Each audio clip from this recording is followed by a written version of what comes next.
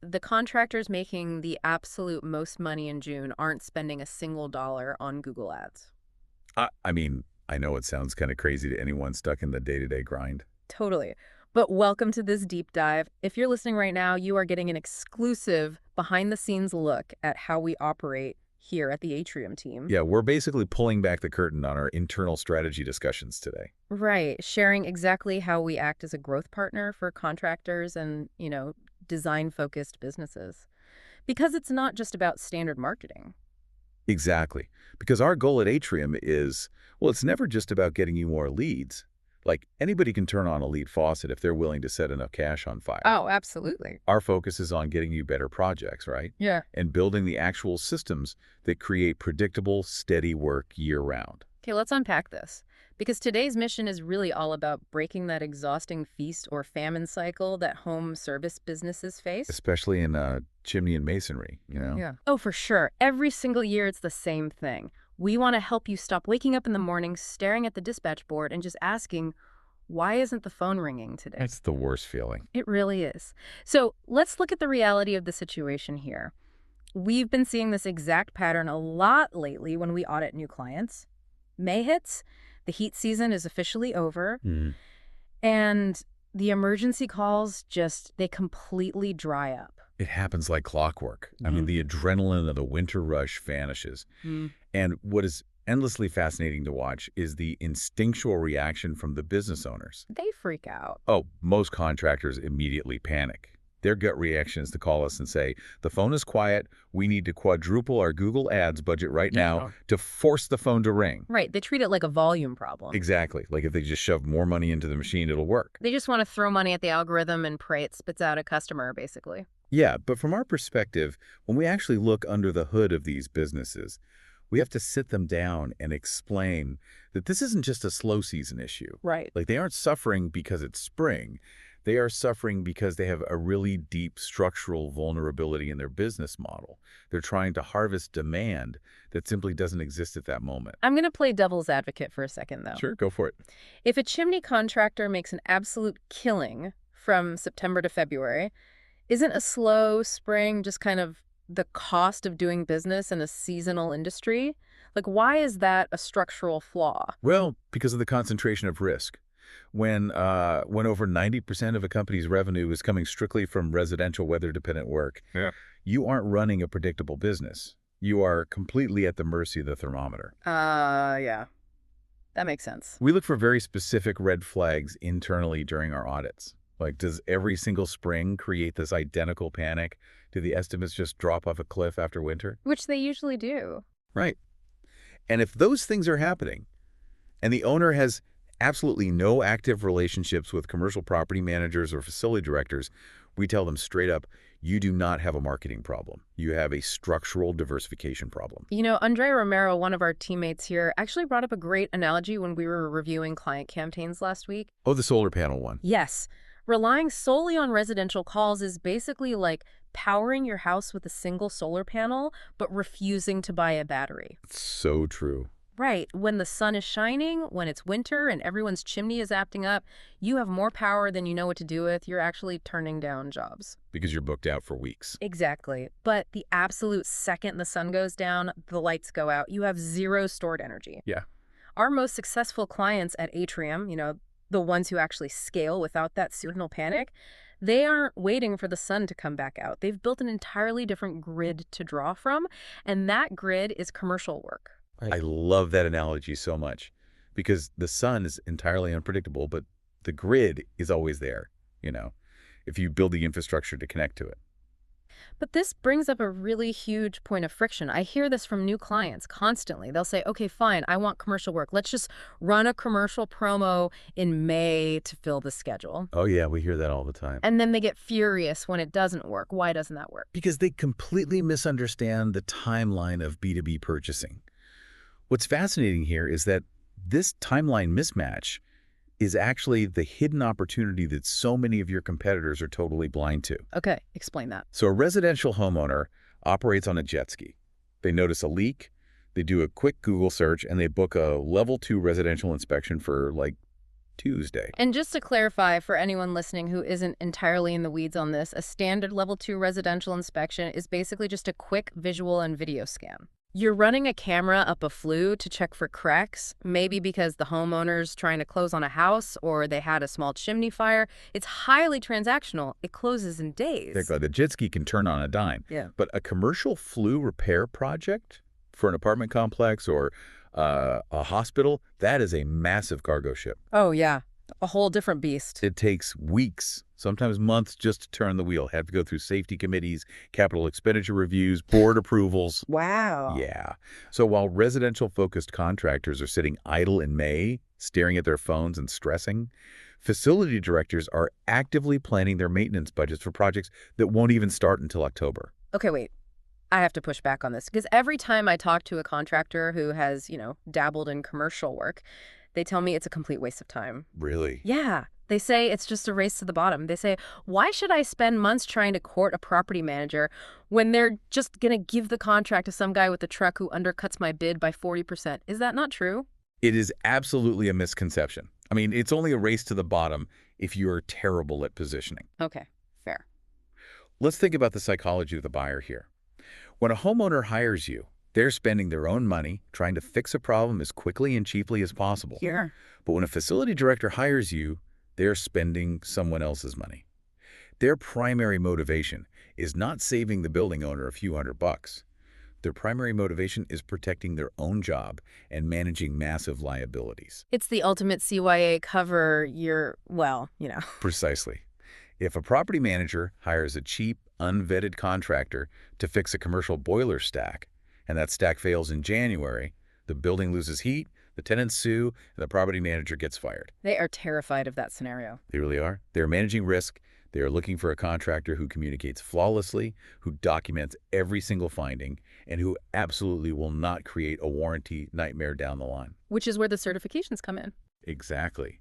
That's why organizations like the CSIA, the Chimney Safety Institute of America, heavily emphasize rigorous professional standards and documentation.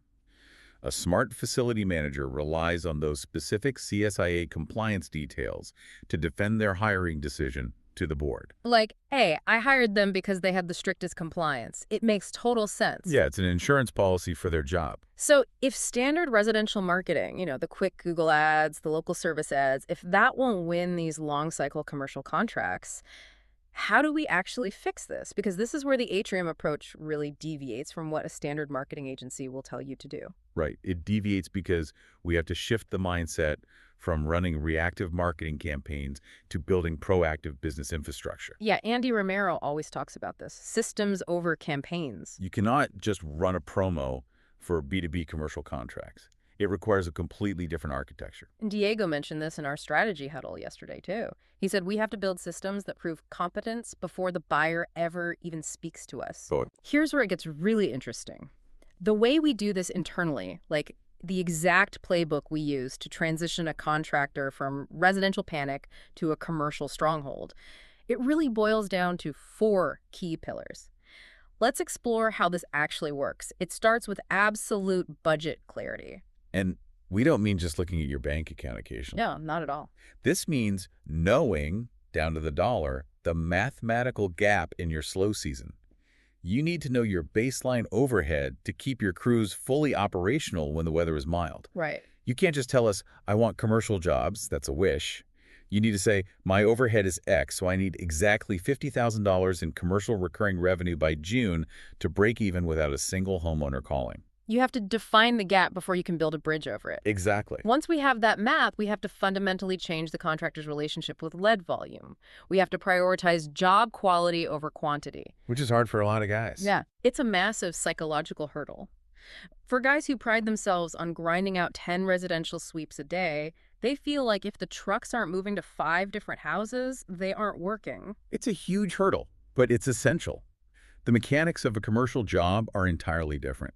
One solid multifamily housing maintenance contract can easily equal the revenue of dozens, sometimes hundreds, of smaller residential service calls. Oh, easily. Think about the hidden costs of residential work. The windshield time, the gas, the dispatching logistics, dealing with 30 different homeowner personalities. The dogs barking in the background. Exactly. In commercial, you are deploying a crew to one location for an entire week for a significantly higher, much more predictable ticket. But getting that ticket requires passing the silent test, which is why the positioning piece, how you look when they secretly check you out, is make or break. And this is exactly what we specialize in on the Atrium design side. Positioning is everything. I mean, a facility director is going to look at your website long before they ever reply to your email. I'm glad you brought that up, actually, because what exactly are they looking for? If I'm a contractor, I might think my website is great because it has pictures of my shiny trucks and smiling technicians. Shiny trucks are great for homeowners. But if a hospital facility director lands on your site and all they see is residential language pictures of single-family living rooms, $99 sweep specials, and language about keeping your family warm, they're going to bounce immediately. Yeah, they're out of there. They are managing a 50,000 square foot facility. They need to know you have the infrastructure to handle them. Your digital presence has to feature commercial case studies. It needs to mention OSHA compliance. It needs to highlight liability insurance minimums and dedicated project managers. You have to look like a corporate peer, not a weekend vendor. Yes. It's about mirroring their level of professional bureaucracy. But looking the part is only half the battle. Let's say your positioning is flawless, and the facility manager actually reaches out for a bid. This leads directly to the phase where we see most contractors completely sabotage themselves, which is the follow-up system. Oh, man. This is the silent killer of commercial growth. I cannot emphasize this enough during our internal client reviews. Commercial clients are constantly testing your systems. They're watching everything you do. They notice if your estimate is a poorly formatted Word document versus a highly detailed, itemized proposal. They notice if it takes you 2 hours or 2 days to return an email regarding a spec change.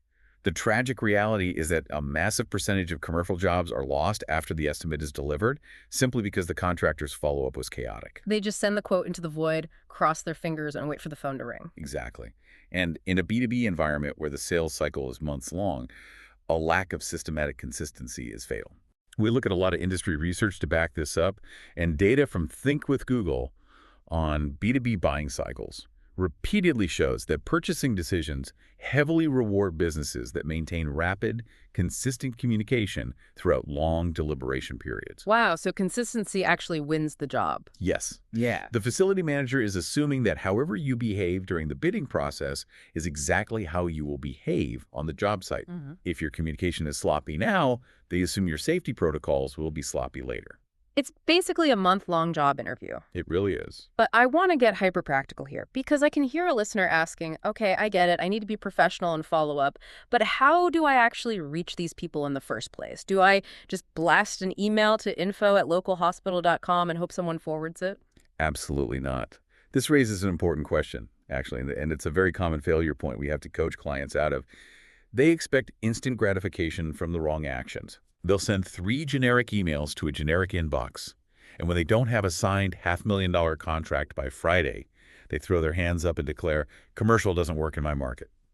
So what is the actual mechanism for outreach? Like, how long does this take? It requires identifying a highly specific list of targets, usually 20 to 50 specific organizations in your service area. You have to bypass the generic gatekeepers. Right. You use tools like LinkedIn or property tax records to find the actual names of the directors of facilities, the operations managers, the HOA board presidents. And then you commit to a cadence of relationship building over several months. You aren't asking for a sale on day one. You're playing the long game. Yes. You are sending them an educational breakdown of how new CSIA standards impact their compliance liability. You are offering a free, high-level walkthrough of their boiler stacks. You're establishing yourself as an expert resource, not just another guy begging for a bid. Let's ground this in reality, though, because tracking these patterns internally is how we refine the Atrium strategy in the first place. Think about 2 specific client scenarios we recently analyzed. Let's just call them Company A and Company B to keep it anonymous. Oh, Company A is the quintessential example of the reputation trap. Totally. Company A had phenomenal technicians.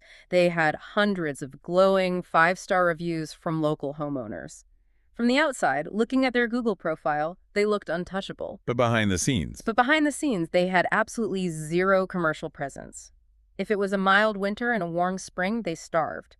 So we came in as their growth partner and completely overhauled their approach. We built out their commercial positioning. Then we implemented our outreach system. We helped them identify their 50 targets and managed a consistent multi-touch outreach campaign to those specific property managers. And it is vital to note that this did not yield results overnight. No, it took 6 months. But after those 6 months of positioning, adding value, and relentless follow-up, the floodgates opened. Commercial projects went from 0% to nearly 20% of their annual revenue. And what's crucial to understand is that 20% commercial revenue is incredibly dense. It's not 20% more headache. It's high-margin, predictable cash flow that stabilized their entire payroll during the off-season. Exactly. Now, compare that to the trajectory of Company B. Company B was the classic victim of word-of-mouth marketing. Oh, the referral trap. Yeah. They prided themselves on never spending money on advertising because they relied entirely on referrals. When the housing market was hot, they were slammed, but every single spring the referrals dried up. They were treating May and June like survival months, bleeding cash, and just hoping to hold on to their best technicians until fall. Which is a terrifying way to run a business. It is. So we worked with them to develop a repeatable, systematic process for commercial bidding. We didn't just tell them to go get commercial work. We gave them the exact proposal templates that reduce perceived liability for the buyer. We gave them the follow-up cadences. The whole system. And once that system was running, those survival months completely disappeared. They built a baseline of commercial multifamily maintenance work that paid the overhead regardless of how many homeowners were dealing with leaky chimneys. And if we step back and look at the macro perspective on why this works, it aligns perfectly with broader economic indicators. Internally, we track broad macroeconomic spending trends using FRD, the Federal Reserve Economic Data. Oh yeah, we look at that a lot. We do this to keep a pulse on the industry's health. And what the data clearly shows is that while macroeconomic conditions absolutely influence overall commercial maintenance budgets, the ultimate difference maker at the local level is always relationships. Wait, explain that connection. How does tracking Federal Reserve data actually help a local chimney sweep? Because for freight data shows us when capital expenditures are expanding or contracting on a national level. But the key insight is that even during a massive economic dip, buildings still require maintenance to remain legally compliant. Ah, the boilers still have to run. Exactly. Budgets might tighten, but they don't disappear. And when a facility manager is forced to tighten their belt, they don't go searching for a random new vendor on Google. They consolidate their spending with the contractors they already trust. The local relationships act as a shield against macroeconomic downturns. That makes so much sense. Right. The contractors who stay busy during a recession are the ones who built relationships with the facility directors long before the budgets were finalized. Macro data is a great weather forecast, but local relationships are what actually build the shelter. So, what does this all mean for you? If we boil all of our internal Atrium strategy down to a single actionable takeaway for you listening right now, it is a fundamental shift in how you view your pipeline. You have to stop chasing unpredictable spikes in residential leads. You have to stop powering your business with a single solar panel and hoping for sunny days. Yeah, you have to get off that roller coaster. Instead, you need to focus on building predictable, consistent systems that attract and nurture high-value B2B relationships. It is about taking total control of your revenue timeline, rather than letting the weather or the seasons dictate your success. Exactly. And look, if this is hitting close to home, if this exhausting feast or famine cycle is exactly what you are dealing with right now, and you're tired of trying to figure out how to get more consistent, higher quality projects, rather than just relying on the unpredictable nature of homeowner referrals, that is exactly what we do here as a growth partner at Atrium. You don't have to figure out this commercial transition, the positioning, or the follow-up systems alone. You can check us out and see exactly how we build these systems for businesses like yours at creativeatrium.com. Because the reality of your dispatch board can look drastically different a year from now if you start laying the structural groundwork today. Absolutely. I want to leave you with a final thought to really mull over, actually. It's something we ask our clients to visualize during their strategic planning sessions. Think about your absolute best residential customer right now. The homeowner who loves you, who never complains about price, who leaves glowing reviews. We all have one of those. Right? If they packed up and moved across the country tomorrow, your business would be fine. You'd survive. You'd barely even notice the dip in your annual revenue. But what would your business look like if you had just 3 solid commercial maintenance contracts acting as an anchor? Just 3. What if the revenue from those 3 specific properties consistently covered your entire baseline overhead, your rent, your insurance, your core payroll, before the month even began? How much differently would you sleep during the slow season, knowing that whether the residential phone rings or not, you've already secured the grid?